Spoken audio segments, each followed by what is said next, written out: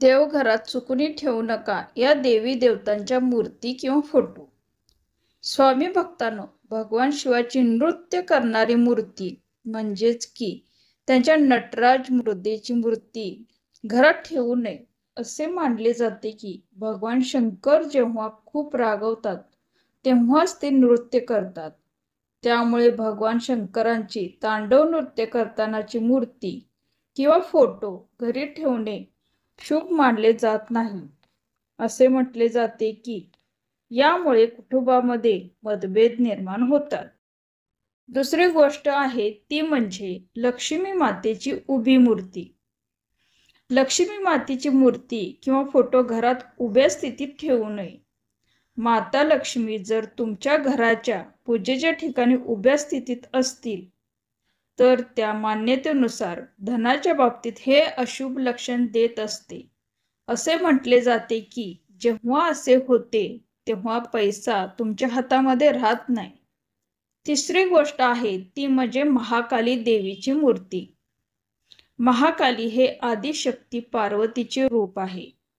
राक्षसांचा नाश करण्यासाठी त्यांनी हे रूप धारण केले. महाकालीचा राग सहजासहजी शांत होत नाही. घरामध्ये महाकाली किंवा कोणत्याही देवी देवतींची मूर्ती रागाच्या मुद्रेत न ठेवण्याचा प्रयत्न करा. हो, तुम्ही देवी कालीचे सौम्य मुद्रेमध्ये फोटो ठेवू शकता. असे म्हटले जाते की घरात राग गात असलेल्या मूर्ती किंवा फोटो ठेवल्याने घरातील सदस्यांना राग येतो आणि भांडणे होतात.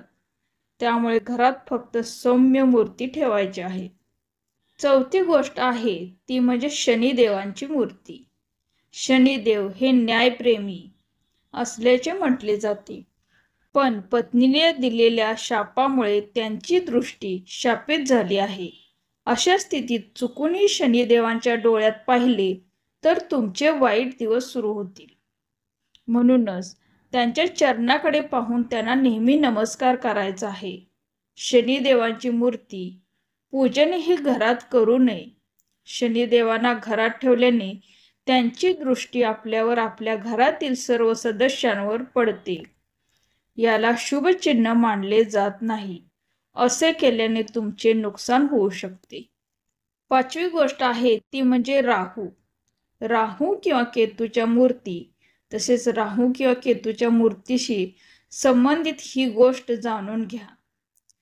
राहू किंवा केतूच्या मूर्तीची पूजा तेव्हाच करता येते जेव्हा त्यांची नवग्रहांची पूजा करत असाल, पण त्याची एकट्याची पूजा कधीही करू नये.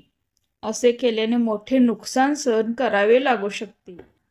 देवघरात या गोष्टींची विशेष काळजी घ्यायची आहे. आपल्या घरात कधीच 2 शिवलिंगांची पूजा करू नये. तसेच घरामध्ये 2 शिवलिंग, शालिग्रामांची पूजा देखील करू नये. देवघरात 2 शंख ठेवू नये. तसेच 2 सूर्यांची मूर्ती देखील ठेवू नये.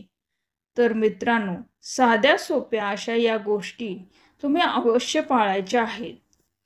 याच्यामुळे तुमच्यावर व तुमच्या घरावर कोणतेही संकट येणार नाही.